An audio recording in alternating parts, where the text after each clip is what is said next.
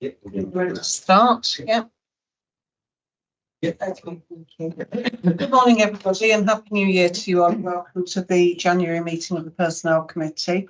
My name's Councillor Sue Bonser, and I don't think we need to go around and do introductions today. I think we all know each other. We have a very short agenda, so if everyone's content, we'll crack on. Item 1 is apologies. Apologies for Councillor Evans. Okay. There are no late items as far as we just move on to declaration of interest. Is anybody who? Thank you. And then we look at item 4, which is minutes of the last meeting, which was held on the 2nd of November. Move as brought to chair. Second. Yep. And the main item on the agenda then is the apprenticeship programme. So we'll ask you to speak on that, please. Thank you. Thank you, Chair. Good morning, councillors. We've got a very full house today. Thank you very much for everybody attending. Thank you for giving me the opportunity to bring this paper to the committee. So this is a paper that I bring on a regular basis, and it's to provide the information on our current priorities that the apprenticeship team, apprenticeship programme are working on. Also, in this paper, we have our widening participation statistics that are provided by the DFE. So I will be providing information on that. And the last part of the paper today is for providing an update on our levy contributions and our levy spend up until 22nd of December. So, and the recommendations are to note the information on our current priorities, to note the data that has been provided, and also to note the levy payments and our levy spend. So just to move on then to our supporting information and our current priorities. So one of our main areas that we work on within the apprenticeship programme is our leadership and management programme. This has been in place now with Derby University since the autumn of 2018. It's been a very successful programme, and to date, we have had 44 colleagues graduate the programme. Currently, we have 52 colleagues on programme, and the last cohort started in September and October, and they consisted of 7 level 3 team leads, 2 level 6 chartered managers, and 1 level 7 senior leader. So as you can see, the management programme goes through all levels of managers. So it starts with our new starter managers into management, right up to our senior leaders and heads of service. So everybody has the opportunity to have access to that programme at all levels. Another area that we are very pleased with is our social working integrated degree. Again, we have a good relationship with Nottingham Trent University for this programme, and this is our 4th year intake. They literally are starting this month, and we have 21 colleagues go through this programme, with 7 successfully completed and graduated. The rest are still on programme. So this year has been a bit of a bump crop, because the Children's Services have successfully bidded for an application from the Department for Education for a grant that supports the organisation with the salaries for the social workers. So obviously the levy pays for the training, but the Children's Services have been able to secure an extra grant to support with salaries. So that has enabled the Children's Services to put 5 colleagues on the programme this year, which is a fantastic achievement for them. So, and this grant is part of the national funding that the government have put in place, 11.7 million funding, to recruit an extra 461 social workers into the children's arena. So we're really pleased that we've been able to be successful with that funding, because there was 79 councils out of 153 that applied that were successful. So it's a great achievement for the council to do that. So there's also 2 colleagues from adults going on programme this year. So that's a total of 7 starting later on this month. I think it's around the 26th of this month they start. So really successful programme there as well, supporting with those at that service area. Sticking with the children's, we also have a very successful programme in our residential childcare worker area. Currently, we have 21 colleagues on programmes, and this is level 4 programme, which is the residential childcare worker, and the level 5 programme, which is the manager. And these programmes also integrate the mandatory qualifications required by Ofsted. So this supports our statutory obligations, people going through. Also, we have a very strong link with Derby College and Derby Adult Learning Service to support people in that area to obtain their maths and English functional skills level 2, which enables them to go on the programme.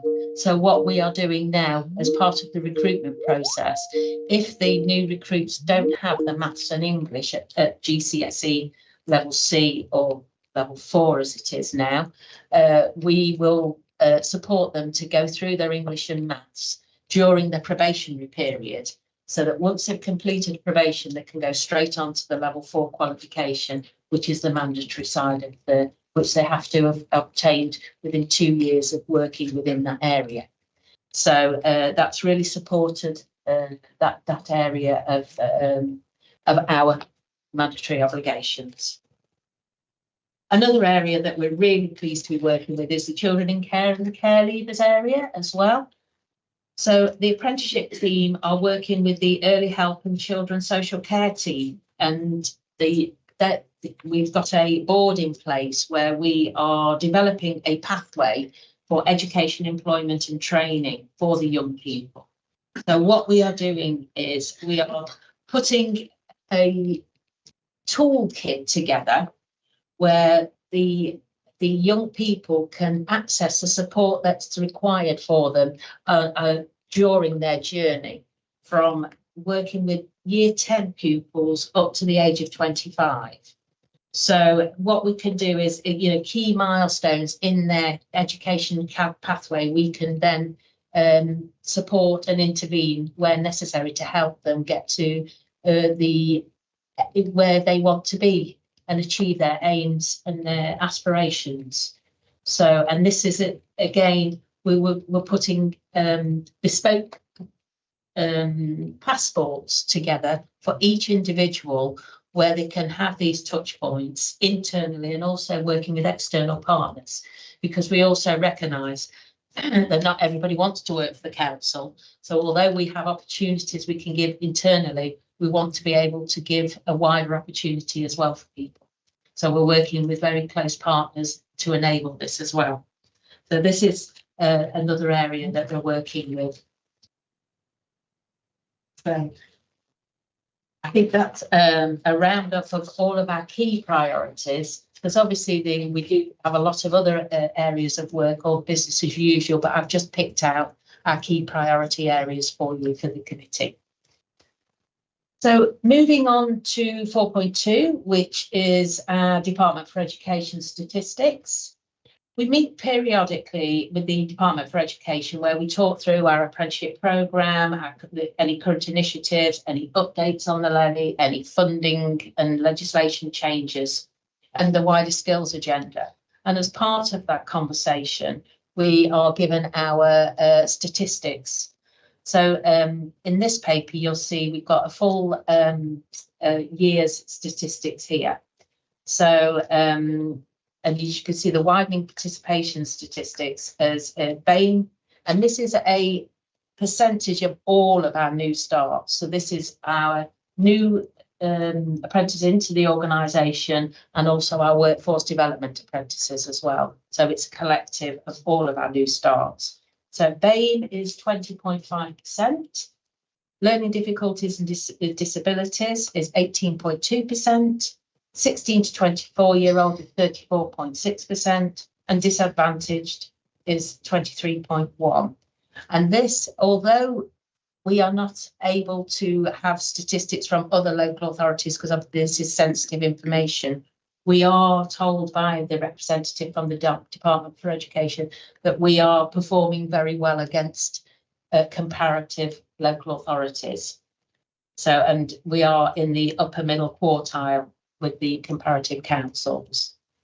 And then also the second table is our performance. So this is our total starts again from August 22 to July 23. Again, we had total number of starts was 78. Total number of withdrawals is 12. Breaks in learning is 7. Learners out of funding is 37, and achievers is 41. So our achievement rate is 76%, and the national benchmark is 67. So we're well above the national benchmark. Just to give you a little bit of context around things like withdrawals, that could be somebody who's left the organisation. So they will not necessarily have withdrawn from the programme because the programme could follow them to their new employer, but they've withdrawn from our levy. So it doesn't necessarily mean that they won't complete. It's just they haven't completed with us. And again, breaks in learning is normally medical reasons. So it could be that if anybody is on long-term sick over a month, it is stipulated that a break in learning is put in place. And then what will happen is they'll come back to learning once they're ready, and their programme will be extended accordingly. So, and learners out of funding, it is 37, but this is a little bit of a COVID legacy because as you may be aware, a lot of the training moved to remote during the COVID period, and also a lot of our colleagues were moved roles and couldn't continue with their apprenticeship at the time, so they were deferred. So it's just once now everybody's back on programme, that number will come down. So we're quite pleased with those figures. So then moving on lastly to our levy payments. Again, you're probably aware, we started paying the levy in April 2017, and this is to date of up to the date of the 27th of December 23. So as of that point, we had put in just under 4.8 million into the levy. We had drawn down 2.5 million for our internal apprenticeship programme, so that's on directly with our colleagues. We spent that money on, and we also transferred 215,000 to local businesses, because we are able to transfer up to 25% of our levy to local businesses to support with their costs of their apprenticeship programmes. So we do support our local businesses, usually SMEs, and Derby Homes is one that we do transfer to as well. So between November 19 and December 23, unfortunately, we have had to return the expired funds of the amount of just under 700,000. Again, this is quite comparable to other authorities. This is quite a low figure, although I know it's a big number. With our comparators, it is quite, we do fare quite well with our levy spend. And as of December 22, there was 1.3 million in our fund that we can use. And as I said, the fund comes out on a monthly basis. So those figures are updated on a monthly basis. And finally, there's a table on the just giving you a breakdown of the year-on-year levy payments that we paid into the fund and a year-on-year spend up to December of 23, just for your information. So that's everything in the paper. Thank you very much for giving me the time. And if you have any questions, please feel free. Thanks very much, Tanya. Thank you for your comprehensive report, an interesting report. Does anybody have any questions for Tanya? This disadvantage and BM communities, are they all one or Just what do you mean by disadvantage? There's disadvantaged areas within the city, so it goes on postcode. Okay, deprived area. Yes. Any other questions, councillors? I've just got a couple myself. In terms of the scope of the apprenticeship offer that's put forward, I can see the social worker project is meeting a national shortfall, really. Have you identified any other where there's a shortage of staff that we could potentially exploit or look at? We do work with, well, there's the regulatory services in that area where we have a shortage of staff as well, where we are working to hopefully support people in apprenticeships there. We've also been working with planning as well, because there's shortages there, and the surveyors. Excellent. That's well. really good to hear. Yes. Oh, well, that's excellent. Because I mean, really, it would be ideal if this money's there and we're able to develop people in those areas. Then, and there's a need for those staff. Then, obviously, that's the way to go.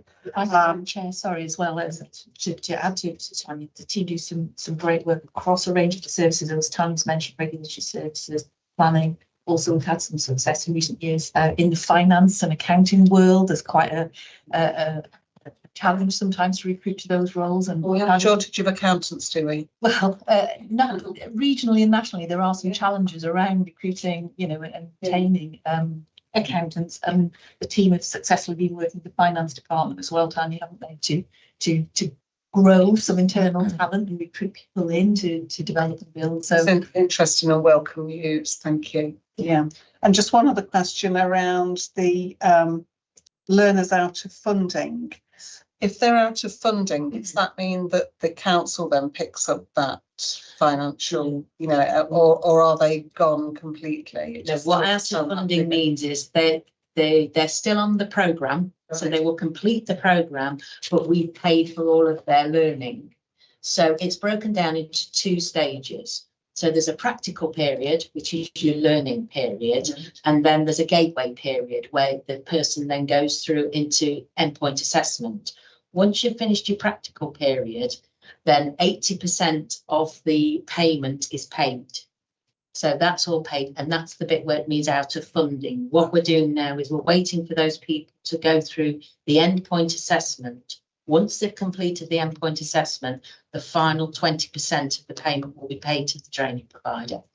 So yes, a little bit common, but yes. So out of funding doesn't mean out of learning, and we pay any. Okay, yeah, I understand that now. Any further questions, councillors? Are we happy to note the report? Yeah. Thank you very much. And that concludes our meeting today. It's a very quick one. Thank you. Thank you.